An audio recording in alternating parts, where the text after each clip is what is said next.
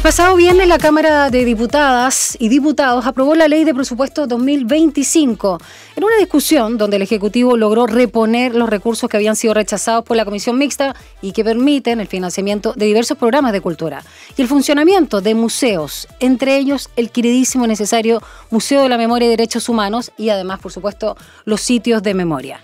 Una discusión que pasará ahora al Senado, pero que viene precedida por toda esta discusión ya instalada por parte de la sociedad civil, especialmente en agrupaciones artísticas, también, por supuesto, de sitios de memoria y de derechos humanos. Vamos a hablar sobre esta discusión, que es lo que hay en el fondo, con la directora ejecutiva del Museo de la Memoria, María Fernanda García Iribarren, que le doy la bienvenida, tremenda actriz, tremenda gestora cultural, tremenda bailadora, ¿cómo se dice? Bailadora de flamenco. ¿Cómo estás, Fernanda? Muy bien, muchas gracias, Daniela, tanto tiempo que no nos veíamos. Así, gracias. No nos habíamos visto, sí, pero siempre muy presente también muy ahí. Muy presente ustedes siempre, hay que decirlo. Viceversa, porque siempre estamos también nosotros muy atentos a lo que pasa en el Museo de la Memoria. Primero, así, como ciudadana, pero también, por supuesto, como directora ejecutiva del Museo de la Memoria, Fer, ¿cómo ves esta discusión? ¿Cómo entiendes que haya esta disputa entre el oficialismo y la oposición, donde la oposición dice, no, la prioridad, que ya es seguridad, es salud, es educación, pero como que la cultura no importara y no tuviera nada que ver además con esos mismos ítems? Exacto. Sí, bueno, la semana pasada llevamos ya varias semanas con el estómago apretado, la verdad, todas muy preocupadas y preocupados para que no se instrumentalicen este tipo de discusiones ejecutivo-oposición y que pareciera que estábamos en el jamón del sándwich o como una transada de algo. Entonces eso nos preocupa porque nos deja en vilo con toda una labor que desarrollamos durante muchos años y que se hace y se cumple cabalmente cada año, y es un constante cuestionamiento finalmente como sociedad. Y sin embargo, claro, yo también estoy muy de acuerdo en que la salud, la educación, la seguridad, etcétera, tiene que ser prioridad país junto con los temas que son prioridad país y que conforman una sociedad sana. Y dentro de eso, por supuesto, la cultura y las artes es parte de... y la memoria, y los derechos humanos. Por supuesto, es que en ese sentido la cultura y el patrimonio y todo nuestro legado y lo que tenemos hacia atrás, que es la memoria para proyectar el futuro desde el presente. Entonces es complejo. Estamos contentos finalmente, o más que contentos, satisfechos de que se haya aliviados al menos que se haya repuesto el viernes en la noche. Agradezco a muchísimos parlamentarios que además tienen la camiseta muy puesta siempre con el tema cultura, patrimonio, memoria, derechos humanos y que están apoyando al sector, porque yo creo que también hay una discusión a nivel que se instala a veces en medios o en la ciudadanía, y que este es como un ministerio de artistas para los artistas. Sin embargo, los programas y todo lo que hace el Ministerio de las Culturas y el Patrimonio es para la ciudadanía. No es, o sea, es un porcentaje muy menor en que se financian programas directos para la creación artística. Sin embargo, también esos programas tienen incidencia directa a la ciudadanía, a las personas en todo nuestro país y en lugares recónditos donde la cultura tiene que llegar. Por supuesto, para el Museo de la Memoria se aprobó íntegramente de lo que habían solicitado. ¿Qué pasó ahí? Se aprobó, digamos que tenemos el mismo presupuesto que hace 15 años. Cumplen 15 años este 11 de enero. Cumplimos 15 años el 11 de enero, un día precioso. Sí, me hace mucho sentido. El 11 de enero cumplimos 15 años y ya ha tenido durante todos los años un incremento que es una corrección monetaria, porque a veces ni siquiera es la inflación ni nada. Ni siquiera el IPC, ya. No, nada. Ya ha tenido una corrección y entiendo que ahora va a ser igual. Nosotros habíamos pedido un adicional, tengo que comentarlo, nosotros teníamos un adicional para arreglar infraestructura que en un edificio de alto tráfico, por supuesto, es súper necesaria, y se ve afectada porque nunca se puede arreglar o renovar. porque siempre tenemos constante, el mismo visita, el flujo. Claro, y el mismo presupuesto que paga lo mismo, pero que en el fondo cada vez paga menos porque la inflación es mucho mayor, todo es mucho más caro, entonces hay que hacer varias maniobras. Y bueno, desde el Ejecutivo el principio no lo pusieron solo el presupuesto y ese sí se aprobó. Entonces ahora el desafío es buscar por otros lados y hacer otros aprietes y buscar por otras vías el financiamiento necesario para infraestructura y arreglar, renovar la infraestructura que se usa de lunes a domingo. Exacto. Porque el museo, si bien está abierto de martes a domingo al público en general, como todos los museos, no todos los museos, y aquí voy a ir a algo también. Los lunes recibimos un montón de delegaciones que no pueden ir en otro momento, delegaciones políticas, no sé, vienen justo una delegación de algún país que pueden ir ese día, o los cursos de derechos humanos que hacen carabineros, PDI, gendarmería, uniformados, van los lunes, que es más fácil para ellos ir, el museo está cerrado, ellos tienen sus cursos, sus clases ahí. Y también está abierto, pero está abierto de los, no sé, todos los lunes que hay, más de un 50%, además del público que va especialista también a ver, a investigación, en fin, y nosotros. Y te decía que no todos los museos están abiertos, porque por ejemplo el Museo de Historia Natural, muy importante, aquí vecino en el Quinta Normal, está cerrado los domingos. Uno de los museos más visitados con más atractivos además para los niños, niñas, para el público, la familia, por un déficit presupuestario, finalmente también está cerrado los domingos. Entonces eso es triste. Ya vamos a hablar de ese curso que me interesa mucho en torno también a los derechos humanos para los uniformados, ¿no? Estas escuelas matrices de instituciones uniformadas, carabineros, gendarmería, entre otros. Pero quiero detenerme un poco también en el presupuesto. Claro, está todo lo operativo, está todo el tema de los sueldos, la gente que trabaja, obviamente diseñadores, guías para las visitas, investigación, bueno, muchos temas asociados que es como la planta, pero ¿cuánto de eso también, o del porcentaje de tu presupuesto, Fer, del museo, se va también en los programas, en lo que tú señalabas también, en las áreas de vinculación, como se le llama, con el medio, en una arista tan sensible y tan importante como es los derechos humanos y la memoria, sobre todo pensando, no exclusivamente, pero pensando lo que fue nuestra dictadura, que todavía estamos llenos de dolores. Hablemos un poco de la distribución en términos generales. Sí, bueno, en general tiene casi un 10% para programación, digamos. Con este presupuesto iría casi en eso. Ahora, nosotros tenemos también para programación directa que programamos y pagamos y tenemos que financiar eso. Sin embargo, un montón de nuestros programas y actividades las hacemos en convenio y colaboración. Y eso es importante. La gestión, o sea, ahorramos muchísimo porque gran parte de nuestros esfuerzos se van en hacer alianzas, colaboraciones, convenios, programas conjuntos para disponibilizar el museo y los recursos humanos que tenemos y técnicos para distintos proyectos, incluso también para salir, para las itinerancias, que son muy importantes, o el trabajo de educación en colegios, en escuelas o en otras instituciones.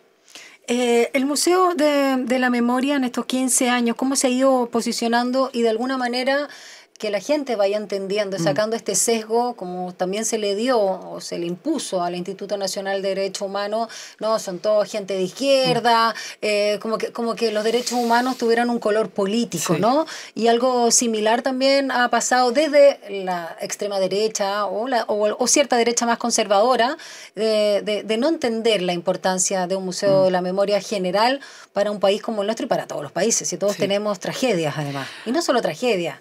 Bueno, yo creo que es parte de la discusión de la sociedad civil al respecto. No nos olvidemos que también distintas experiencias de países en estos museos o espacios post-conflicto pasan muchos años. O sea, en Alemania cuando empezaron a hacer también museos post pero post también caída del muro. Berlín, claro. Fue recién ahí ya habían pasado 30 años. Las sociedades son distintas, cada una tiene sus propios procesos. Lo importante es que aquí hubo una decisión política de la presidenta Bachelet muy certera y muy necesaria, y que pese a todo se logró hacer un museo en 2 años y medio. Desde que lo anunció hasta que se congeniaron todas las energías para que se construyera en un concurso internacional donde hubo muchas personas interesadas y se hiciera la museografía y se pusiera en pie. Y eso es un hecho inédito en el mundo con la rapidez que se hizo, pero eso es porque también la decisión política se adoptó en ese minuto y fue muy consecuente. Y claro, y con todo esto en contra, voces en contra, hablando de por qué, para qué, dónde, cómo, y si era necesario, cuál es la memoria. Y esta era una recomendación finalmente de las comisiones de verdad, por lo tanto había que hacerlo. Y los sitios de memoria, continuar siendo un sitio de memoria y como ha sido durante los años, fortalecerlos. ¿Tienen vínculos ustedes como Museo de la Memoria, claro. Alianza? ¿Cómo es ese trabajo? Trabajamos, bueno, somos parte de una red. También nosotros prestamos muchísimo el museo, es parte de ellos, de las agrupaciones de derechos humanos, de los sitios. Ellos saben que pueden acudir al museo siempre, hacen encuentros, seminarios, actos. Participamos en redes de educación, en redes de archivos también de memoria. Somos como Museo de la Memoria también una institución grande y somos de alguna manera 3 instituciones en una. Somos un museo con las características de un museo y sus colecciones. Somos el centro, el archivo de derechos humanos más grande del país y tenemos también una vocación de centro cultural. Estamos abiertos desde una vez que se cierra el museo o paralelo al museo tenemos el auditorio donde ocurren muchísimas actividades, la explanada, cine, teatro, música, danza, conversatorios, lanzamientos de libros, todo en un horario durante el día y también post. Y durante el fin de semana. Entonces tenemos esas como 3 instituciones en una. Lo que ha sido también un ejemplo, está siendo un ejemplo de institución para la memoria, la democracia y el resguardo de los derechos humanos en el mundo. No solo en nuestro continente, donde asesoramos, hemos trabajado con distintos espacios, lugares que quieren hacer sus museos de memoria por los distintos dolores que atraviesan las sociedades. También en Europa, también estamos trabajando mano a mano con España, que tiene que resolver de qué manera también ellos memorializan su dictadura y tal la cantidad de conflictos y asesinados todavía que no han podido ser ni siquiera exhumados algunos cuerpos. En fin, el trabajo que tenemos que hacernos cargo como sociedad de los dolores y los horrores que pasaron hace pocos o muchos años. Fer, y en relación a las otras dictaduras latinoamericanas que fueron más o menos en el mismo periodo. Quizá sin duda la más larga lamentablemente fue la nuestra, y pensando también en el plan Cóndor, ¿no? Que también reunió ahí algunos... El Cono Sur. Exacto, del Cono Sur. ¿Cómo también se converge en esa mirada? Por ejemplo, yo desconozco, a propósito también de la película 1985, Argentina 1985, con este juicio a la Junta Militar liderada por Macera, por Videla, etcétera, que si hay museos, por ejemplo, de la memoria en Buenos Aires en torno a las dictaduras de allá, que fueron más complejas. Ahí está el ex-ESMA. Ya, ESMA, sí. Claro, y está el museo, un centro también de detención, claro. Sí, de los más grandes, que tiene estos módulos, pero dentro de uno de esos módulos es donde reprimían y torturaban, desaparecían. ¿Pero como más sitio de memoria? Pero es como un sitio de memoria convertido en museo, pero es un sitio de memoria.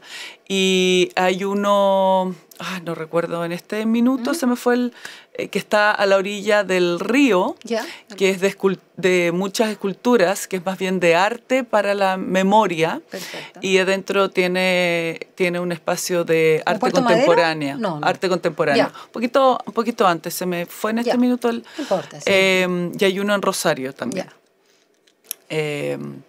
Y nosotros trabajamos y tenemos bastante vínculo con varios de ellos y sobre todo con ex-ESMA, que estábamos trabajando en un proyecto que se llama Memorias Compartidas, vinculándonos con turismo, para que los operadores turísticos también incluyeran nuestros espacios, y siendo un estudio público, ganamos un fondo a través de las agencias de cooperación, pero dada la situación hoy en día en Argentina y la posición del presidente frente a todos los temas que tienen que ver con cultura, con memoria, con patrimonio, con derechos humanos, y también a través de su Cancillería tuvimos que dejar stand-by por mientras el proyecto, lo que es una pena.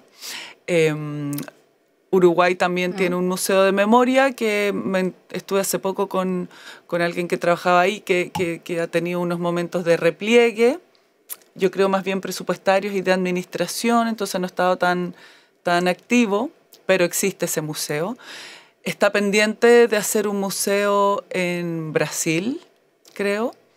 Lo han pensado, bueno, el gobierno de Lula era más proclive, pero han tenido también sus propias dificultades internas. Está el LUM de Perú, pero que toma un periodo mucho más amplio también con Sendero Luminoso y un montón de otros ciclos, que también allá la guerrilla y todo fue mucho más fuerte, aquí no existió casi. En fin, venimos llegando de Guatemala, donde estamos trabajando con ellos para la asesoría en espacios de archivos, casas de memoria, también desde el Estado por primera vez van a hacer algo en relación a todos los años de conflicto, que son muchísimos y unas masacres tremendas desde los años 60 y tanto en adelante. Estamos conversando con la directora ejecutiva del Museo de la Memoria y Derechos Humanos, María Fernanda García Iribarren, a propósito de que, por lo menos desde la Cámara Baja, diputadas y diputados, el pasado viernes a última hora, se aprobó desde esa instancia, la Ley de Presupuesto 2025, vinculada a cultura, donde por supuesto están los museos y los sitios de memoria. Ahora vamos a ver lo que pasa ahí en la Cámara Alta, en el Senado. Esta no es la primera vez que vivían este dolor de estómago, ¿no? En relación al presupuesto. Ya habían tenido, y no solo la discusión presupuestaria, habían tenido, me parece, otros problemas asociados. No, la verdad es que es en el marco de la discusión presupuestaria. Hubo un año en que pasó todo, menos el museo y el INDH. Bueno, ¿sabes? INDH le dieron $1 ahora. Ahora, 1.000 pesos. Eran 1.000, no, sí. uno ya. Wow, menos mal. No sé, pero ya ahí yo no quisiera no referirme porque no tengo todos los antecedentes, la verdad. Me enteré por la prensa. Y entiendo que es un problema más complejo. Sin duda. Toda la solidaridad también para ellos, todos los trabajadores y todos los programas también que acogen y todas las personas que han podido ser reparadas también. Es una instancia, una institución muy necesaria en nuestro país. En el fondo, la memoria, o sea, los derechos humanos, la defensa hoy. Sí, y exacto. Para todas, todos, en distintas circunstancias. En democracia, lamentablemente, también muchas veces se violan los derechos humanos aquí y en todas partes del mundo. Entonces, es un observatorio permanente el que tenemos que tener para tener el cuidado como sociedad de que eso no transgredir eso. Fer, y en relación, a propósito que salía a colación el Instituto Nacional de Derechos Humanos, ¿cómo el Museo de la Memoria también se ha hecho cargo en este último periodo de lo que fue el estallido social?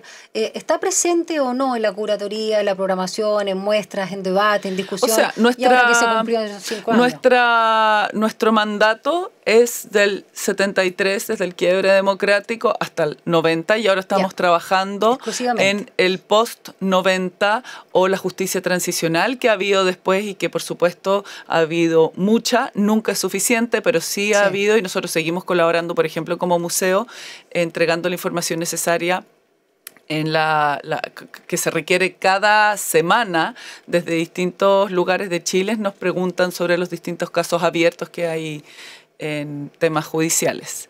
Pero el mandato eso es nuestro mandato y eso es lo que es la muestra permanente. Otra cosa es nuestro vínculo a través de las artes y la cultura con temas que tienen que ver hoy con los derechos humanos o con las nuevas generaciones en distintas aristas. Por ejemplo, este viernes 22 tenemos un encuentro a las 12 del día a propósito de la exposición que tenemos que se llama Crisis de Valores, que abre toda la dimensión de Pinochet como con el fraude que hizo, el desfalco a través del Banco Rix y las cuentas abiertas. Tenemos Daniel López, claro, entre otros nombres. Entre otros, eran un montón. Vamos a tener un conversatorio con el ex fiscal Gajardo, con Francisca Skognik y con Juan Cristóbal Peña. Buenísimo, gran a las panel. 12 del día, gratuito, y la jefa de museografía, Paula Solimano, va a hacer como un recorrido por la exposición que se trata de corrupción en dictadura y democracia, y cómo esos lazos también siguen imperando. Y todos los vínculos hoy en día con las embajadas, con otros países, con la solidaridad de otros países, con Chile y fuera de Chile también, con casos específicos, en México, en Sudáfrica, también todo lo que tiene que ver con las mujeres, el clima y por supuesto el estallido fue parte de. Nosotros este año tuvimos una programación que tenía que ver con tuvimos 2 o 3, no me acuerdo si eran 2 o 3 documentales en esos momentos. Han habido conversatorios, charlas, algunas. También han habido exposiciones que tienen que ver con el tema, por supuesto, todo lo que tiene que ver con democracia, derechos humanos, ayer y hoy.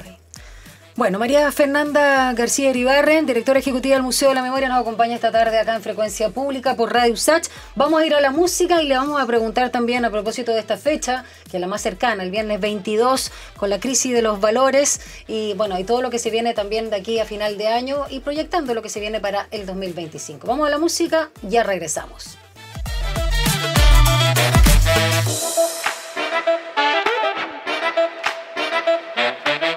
Continuamos conversando con María Fernanda García Iribarren. Yo lo voy a decir Fer porque lo ubico de antes, no crean que es falta de respeto de mi parte. Directora ejecutiva del Museo de la Memoria y los Derechos Humanos.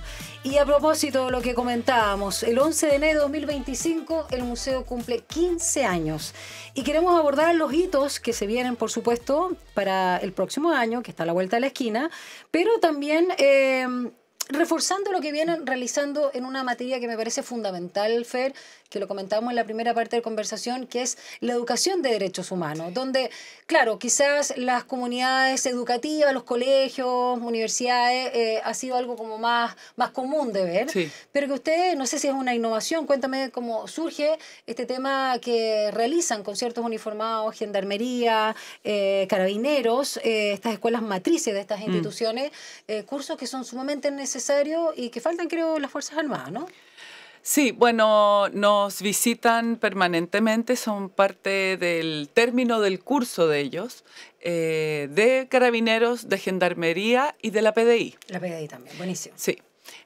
Los cursos y formación en derechos humanos que además de tenerlas, deberíamos tenerlas siempre todos como parte de una formación cívica, no solo en el colegio, también en la universidad, en distintos espacios, debiera estar mucho más presente. Yo creo que es parte de la convivencia en el respeto que todos tenemos que tener y saber.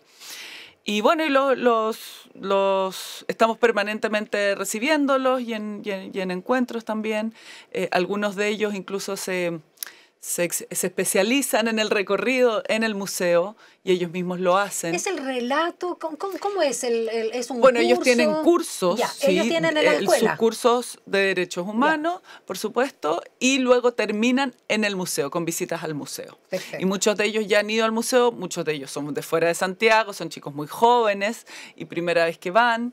Entonces tienen este recorrido por el museo que lo hacen mediadores del museo y también ellos tienen algunos especialistas del museo de ellos mismos. Sí, y esto es muy bueno, sí, porque la aproximación es muy positiva de todos ellos y el programa cómo ha seguido, etcétera. Y a veces vemos dentro de ellos algunos uniformados de otras escuelas, pero puntuales y lamentablemente casi no se da. Casi a título personal. Claro, quizás porque ellos les dan esas facilidades para entrar dentro de los cursos y así es como los vemos después en el museo.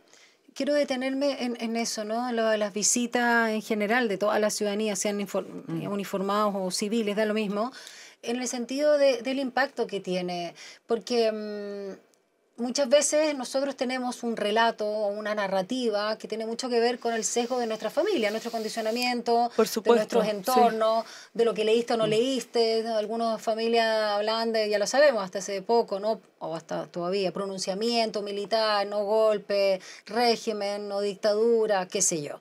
Y quiero que nos cuentes a propósito de, creo, si quedo corta, corrígeme, más de 200.000 personas que visitaron. Sí, el año pasado, 220 y tantas mil. Más todo lo que sale del museo, que Exacto. salimos con mucho, o sea, estamos en festivales de música, el año pasado estuvimos desde Lollapalooza, WOMAD, otros, en municipios, en centros culturales, en Claro, hay centros de una justicia, de salud. presencia, hay también una Sí. masa crítica de alguna manera que va generando también esta reflexión. Y yo recuerdo, hace rato que no voy, pero estoy muy cerca, tirón de orejas para mí, pero cuando uno ve la muestra permanente y hace este recorrido, uno no sale igual. No. Independiente incluso de personas que se han Mm. interesado, que han investigado y que incluso son parte del entorno de víctimas o de familiares de las víctimas, qué sé yo. Cuéntame un poco ahí lo que tú ves de gente tanto de Chile, de región, o de los mismos uniformados, o del extranjero, de cómo le cambia ver esto. Y ya no es voy a odiar a los tales por No. cuales, no es eso. No, es bien impresionante porque es constatar, la semana pasada, justo en un caso cercano, una persona que la acompañamos, uno vuelve a constatar permanentemente lo importante que es el museo, lo importante que es como espacio de reparación para una sociedad, independiente si eres un familiar o no cercano directo.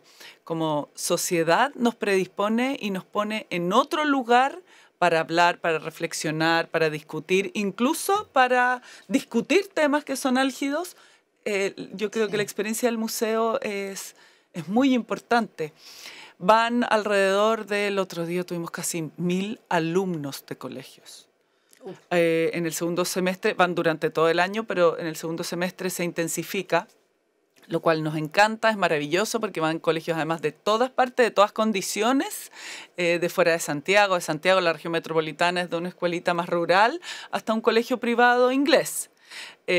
Porque se pasa en el currículum y hay colegios que por supuesto son más cercanos y los profesores hacen un trabajo más dedicado y otros que van como visita dentro del currículum, de la malla curricular. Van, por supuesto, muchos jóvenes, sobre todo los de 14, 15, 16 años, con padres que a veces no los dejan ir o no quisieran que vayan por un sesgo político o porque tienen ciertas aprensiones. Pero claro, pero los alumnos quieren ir de todas maneras.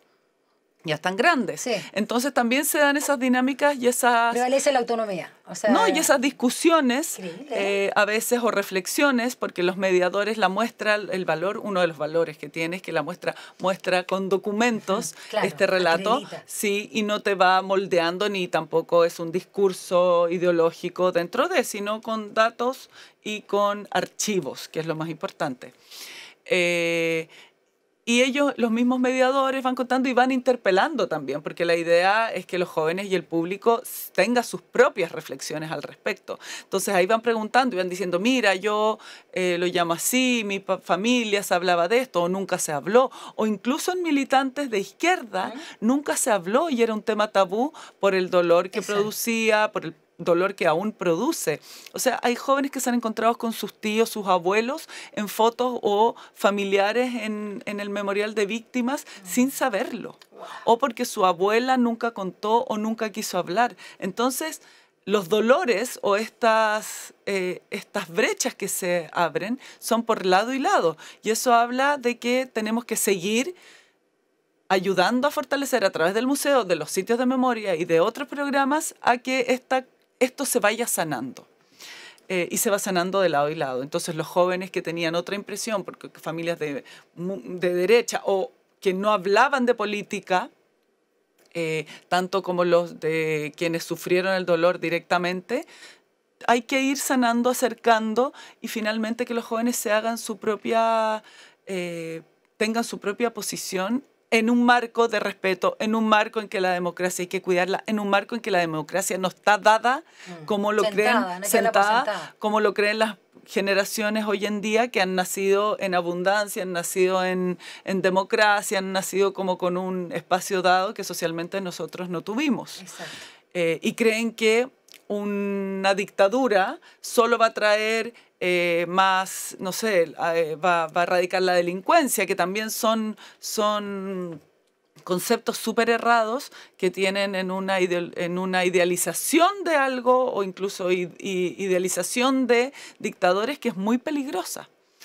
Entonces, bueno, para eso sirve el museo y para que a través de las artes, de la cultura, de los distintos relatos, puedan entender lo que significa vivir en democracia, en respeto, con un respeto siempre a los derechos humanos y también los derechos de las niñas y los niños. En fin, es un espacio, yo creo, muy rico y es muy necesario. Y ojalá se sigan haciendo más museos o más espacios de memoria y que tengan esta incidencia. Como en el Bio que comentábamos como en el fuera sí. de micrófono. Fer, ¿y cómo ahí hay especialistas que sin caer ni en el olvido, ni mucho menos tampoco en el eufemismo, abordan el horror? ¿Cómo se aborda el horror en la muestra Bueno, permanente? hay toda una pedagogía al respecto, se ha trabajado, nosotros tenemos un área importante que es de educación y de mediación y de formación en derechos humanos y hay una pedagogía de la memoria, hay formas, de hecho, se hacen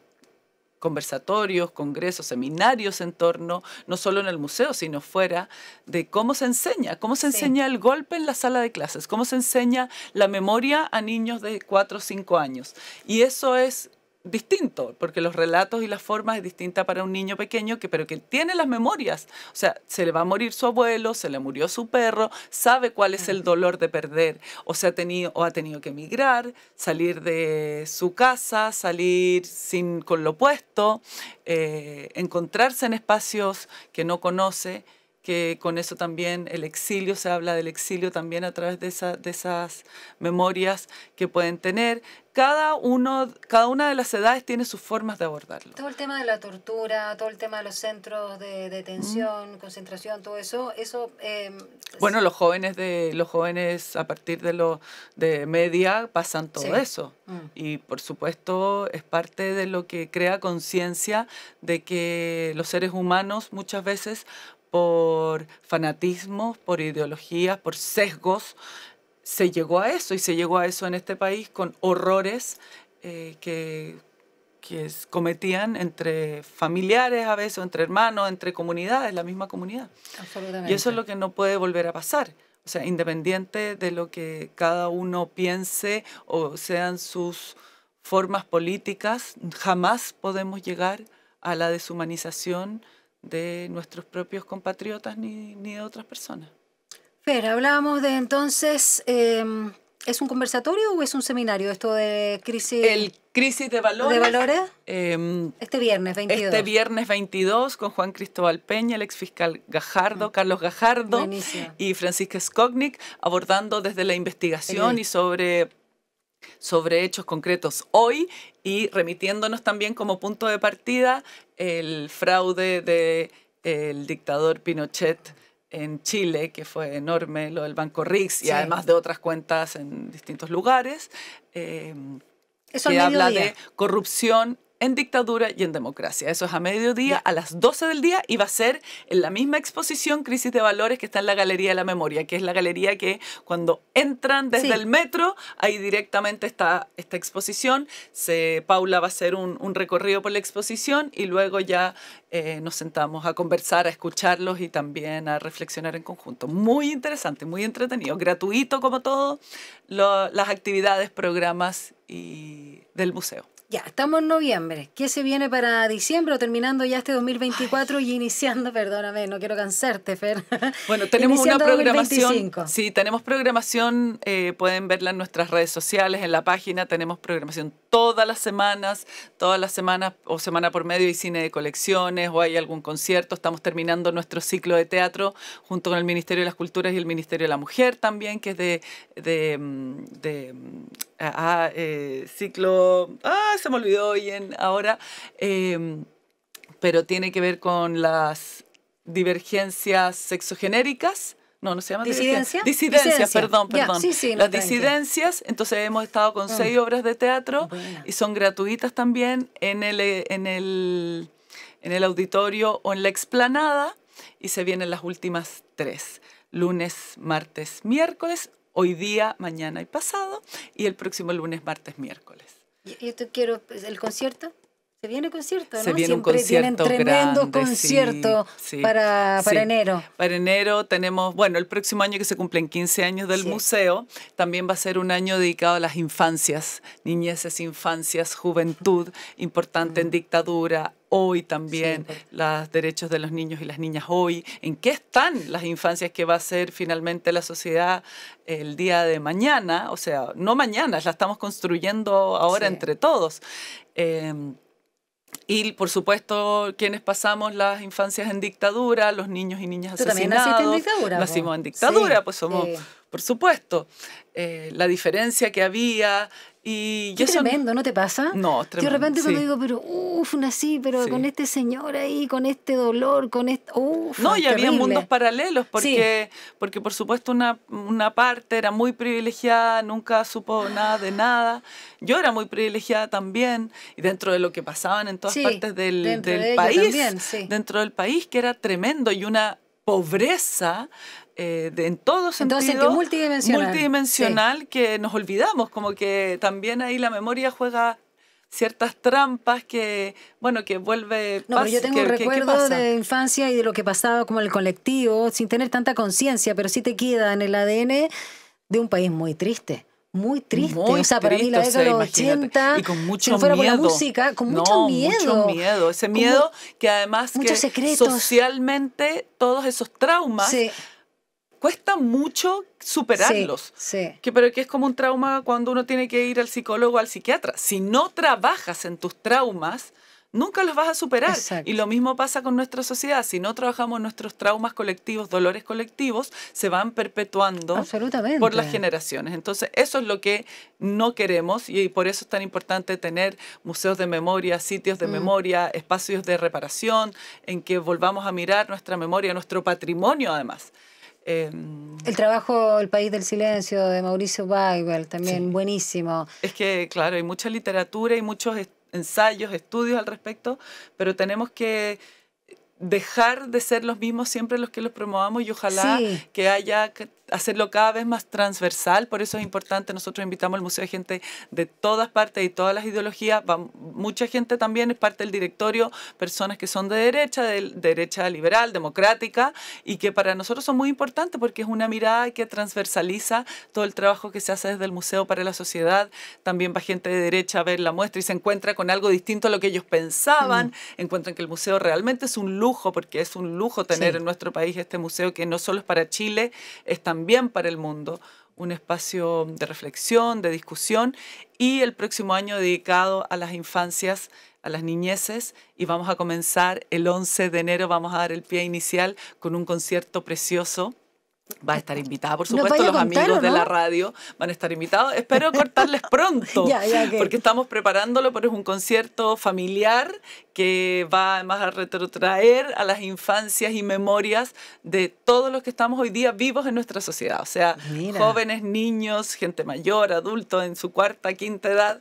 Esperamos todos en este encuentro para darle la bienvenida a estos 15 años y que sean muchísimos más años del Museo de la Memoria y los Derechos Humanos. Y por lo mismo, Fernanda, junto con agradecerte que hayas venido a conversar con nosotros acá a la radio, igual somos vecinos, pero sé que tienes una agenda muy ocupada. Ojalá encuentren también en las alianzas, en estos financiamientos también que tienen con organismos internacionales o de otros países propiamente tal, para poder contar con una muy buena infraestructura, ya que no quedó de eso dentro del presupuesto 2025, bueno, pero por lo menos... Haremos los esfuerzos, entendemos el presupuesto, se supone, esperamos, junto con los otros programas del Ministerio, asegurado. Los museos nacionales son muy importantes, los museos regionales, las bibliotecas públicas, todo el engranaje que hay en torno a la cultura, porque también ahí hay un cuidado, son espacios seguros, se sabe dónde están, y esto por estudios, donde hay espacios culturales, donde hay espacios de recreación, de deportes, hay menos delincuencia,